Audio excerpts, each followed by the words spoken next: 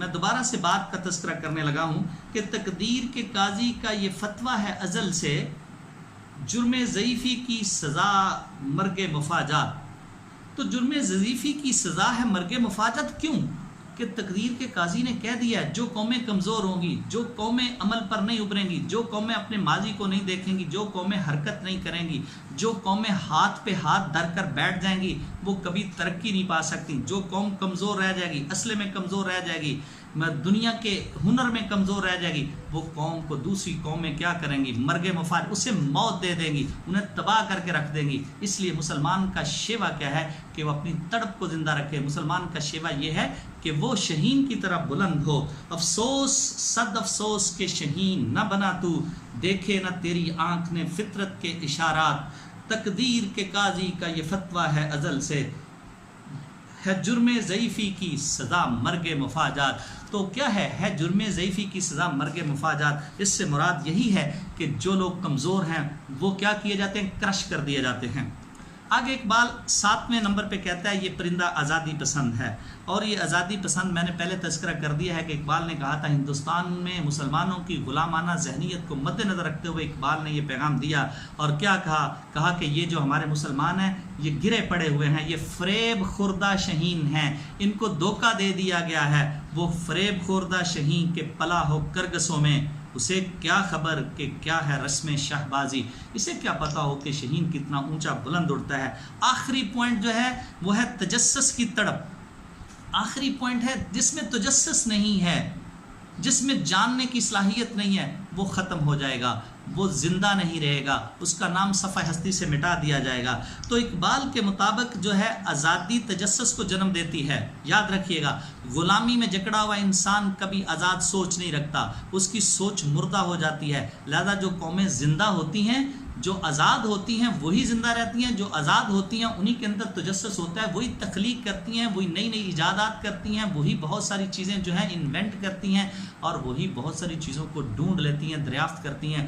جو غلام ذہنیت رکھتا ہو وہ کسی کام کا نہیں ہے۔ تو اقبال نے خود ہی کا پیغام دے کر ساتھ ساتھ آزادی کی اہمیت کو بھی اجاگر کیا ہے، اور کہا ہے آزادی ہوگی تو تجسس ہوگا۔ لہذا یہ پرندہ آزاد بھی ہے، اس کے اندر تجسس بھی ہے، اور وہ تجسس کیا ہے؟ کہتے ہیں آج مغرب ہمارے اوپر چھایا ہوا ہے، ہمیں مغربی علوم سے زیادہ اس بات کی فکر ہونی چاہیے کہ ہمارے اندر تجسس ہونا چاہیے۔ اگر تجسس مر گیا تو ہم نہ تو کتابیں لکھیں گے، نہ نئی فلاسفیز ڈھونڈیں گے، نہ سائنس اور ٹیکنالوجی میں تحقیقات کریں گے، نہ ہم اسلام کے جو افکار ہیں ان کو لوگوں کے سامنے لے کر آئیں گے۔ ہمارا تجسس مر گیا تو ہم مر جائیں گے۔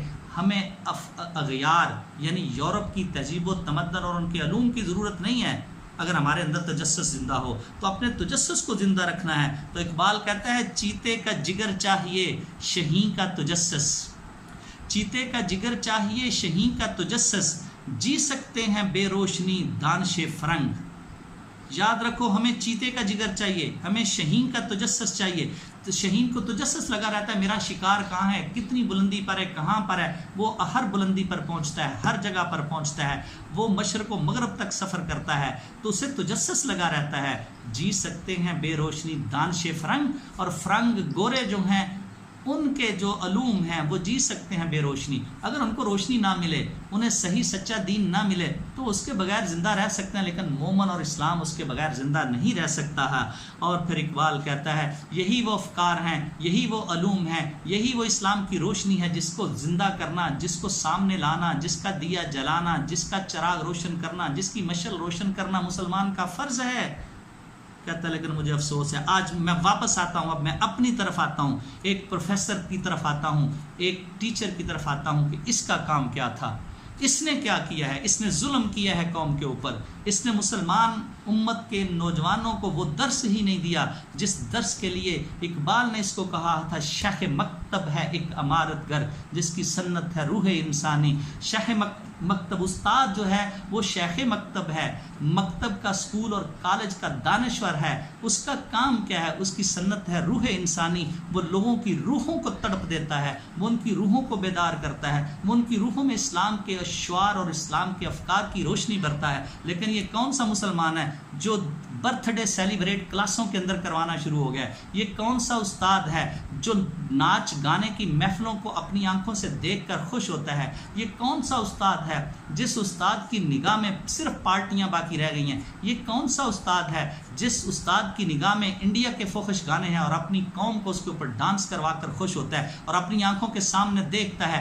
मैं उस टीचर को टीचर कहना पसंद नहीं करूंगा जिसकी निगाह इस तरफ हो, वो टीचर नहीं है। और इकबाल ने क्या कहा था? शाह मकतब है एक इमारत घर। वो तो एक इमारत बनाने वाला है। किसकी इमारत बनाने वाला है? लकड़ी की, लोहे की, ईंटों की नहीं, वो इस कौम के नौजवानों की और उन सपूतों की इमारत बनाएगा। वो ऐसी इमारत बनाएगा जिस इमारत को कोई गिरा ना सके। वो क्या करता है? ये इंसानों की रूह को बदलता है, इनके अंदर कलमा खैर दाखिल करता है, वो इनकी तड़प पैदा करता है, ईमान की कुव्वत पैदा करता है, और फिर उससे जो कौम पैदा होती है, वो जो महल बनाती है कौम अपना, उसको कोई कभी जवाल नहीं होता। तो इसका काम भी एक बुलंद, जिसे इसीलिए तो टीचर को नेशन बिल्डर कहते हैं। और नेशन बिल्डर का काम क्या था? ये काम है जो आज का नेशन बिल्डर कर रहा है, वो आपके इल्म में है। तो नेशन बिल्डर का काम है, ठीक है, खामियां हर एक के अंदर इनफरादी खामी हो सकती है, लेकिन याद रखें कभी भी इज्तमाई खामी की तरफ लेकर नहीं जाना चाहिए। उस्ताद का कभी भी नहीं हो सकता, रवश नहीं होनी चाहिए। फितरत अफराद से तो कर लेती है अगमाज, कभी करती नहीं मिल्लत के गुनाहों को माफ़। हर शख्स के अपने गुनाहों से तो अल्लाह क्या करता है? सरफ नज़र कर देता है, माफ़ कर देता है, इग्नोर कर देता है। कभी फितरत कभी करती नहीं मिल्लत के गुनाहों को माफ़। फितरत अफराद से तो कर लेती है अगमाज, कभी करती नहीं मिल्लत के गुनाहों को माफ़। मिल्लत के गुनाहों को माफ़ी नहीं मिलती। और फिर आपने देखा कौम में लूत को उल्टा के रख दिया, कौम आदे समूद को आंधियों और आवाज़ों के साथ तबाह करके रख दिया। ये अल्लाह के फैसले हैं। जब सारी कौम डांस और गाने में लग जाएगी तो फिर इस उम्मत का कौन खुद ही खां बनेगा? ये टीचर ने बनना था, और इस टीचर से इकबाल को शिकायत है। सुने आखिरी बात यहाँ ख़त्म करते हैं। इकबाल क्या कहता है? कहता है हाय अफसोस वो तजस्सुस शेख मकतब से निकल गया। वो क्या कर रहा है? जो मैंने इतनी सारी बातें की हैं उनकी तशरीह और उनका खुलासा इसी शेर में है। कहता है शिकायत है मुझे या रब खुदावंदान मकतब से, शिकायत है मुझे या रब खुदावंदान मकतब से, सबक शही बच्चों को दे रहे हैं खाकबाजी का, सबक शही बच्चों को दे रहे हैं खाकबाजी का।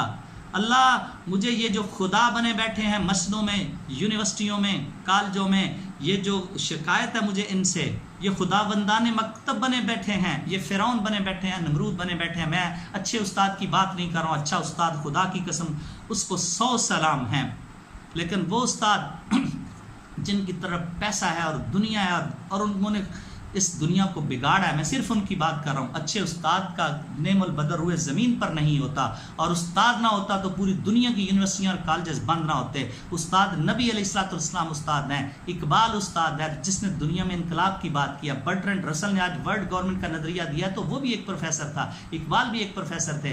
तो ये खूबियाँ उस्ताद के अंदर हैं कि उस्ताद ये तड़प रखे। तो इकबाल कहता है मुझे शिकायत है, फिर एक बार शिकायत है मुझे या रब खुदावंदान मकतब से, सबक शही बच्चों को दे रहे हैं खाकबाजी का।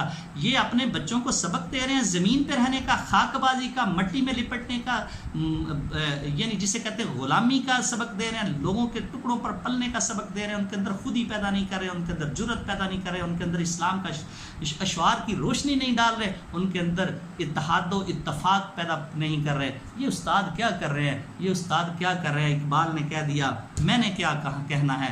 आखिरी सबक फिर याद रखें, आखिरी एक बात है, शहीन बने। क्यों शहीन क्यों बनना है?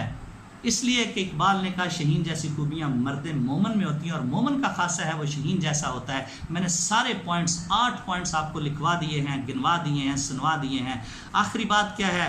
शही कभी परवाज़ से थक कर नहीं गिरता, शही कभी परवाज़ से थक कर नहीं गिरता, पुरदम है अगर तू, पुरदम है अगर तू तो नहीं खतरा उफ्ताद।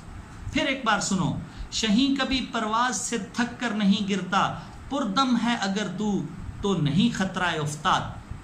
शही कभी रुकता नहीं, थमता नहीं, डरता नहीं, गिरता नहीं, उसके अंदर कमी नहीं आती, और उसकी निगाह में, उसकी हिम्मत में, उसकी जुर्रत में, उसके इस्तक़लाल में, उसकी डेडिकेशन में, उसकी डिवोशन में, उसकी ब्रेवरी के अंदर कमी नहीं आती।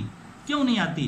पुरदम है अगर तू, पुरदम है अगर तू तो नहीं खतरा उफ्ताद। अगर तेरा दम है, तेरे अंदर दम है, तू पुरदम है, अगर तेरे अंदर जुर्रत है, हिम्मत है, तो फिर क्या है? تو نہیں خطرہ افتاد۔ افتاد کہتے ہیں ہلاکت کو، تباہی کو، مصیبت کو، مشقت کو، پریشانی کو، تو کہتا ہے تو نہیں خطرہ افتاد، تو پھر تجھے کوئی خطرہ نہیں ہے۔ اگر تو پردم ہے تو پہاڑوں کی چٹانوں پہ چلا جائے گا، تو سمندروں کو چیر کر چلا جائے گا، تو صحرا اور بیابانوں سے گزر جائے گا، تجھے کوئی چیز روکنے والی نہیں ہوگی، تیرے لیے کوئی خطرہ نہیں ہے۔ شرط صرف یہ ہے کہ تیرے اندر دم کی کمی نہیں ہونی چاہیے، تیرے اندر جرت اور استقلال کی کمی نہیں ہونی چاہیے، تجھے ہمیشہ خود اعتماد رہنا چاہیے، تیرے اندر مضبوطی ہونی چاہیے، اور یہ جرت ہوگی تو پھر تو شہین بنے گا، اور اگر شہین بنے گا تو یاد رکھ شہین کبھی تھک کر پرواز سے نیچے نہیں گرتا۔ اور میں امید کرتا ہوں کہ مسلمانوں کا ہر فرد جو ہے، مسلمان ایک مومن ہے، اور مومن کبھی اپنے مشن سے تھکتا نہیں، صرف ایک ہی مشن ہے، قولوا لا الہ الا اللہ تملک العرب والعجم۔ اگر تم لا الہ الا اللہ کہہ دو گے تو عرب و عجم کے بادشاہ بن جاؤ گے، اور اگر لا الہ سے غداری کرو گے تو پھر زمین پہ رسوا کر دیے جاؤ گے۔ یہی اللہ کا فیصلہ ہے۔ اللہ ہمیں اس سے سبق اور درس جو ہے سمجھنے کی توفیق عطا فرمائے۔ اللہ آپ کا اور میرا حامی و ناصر ہو۔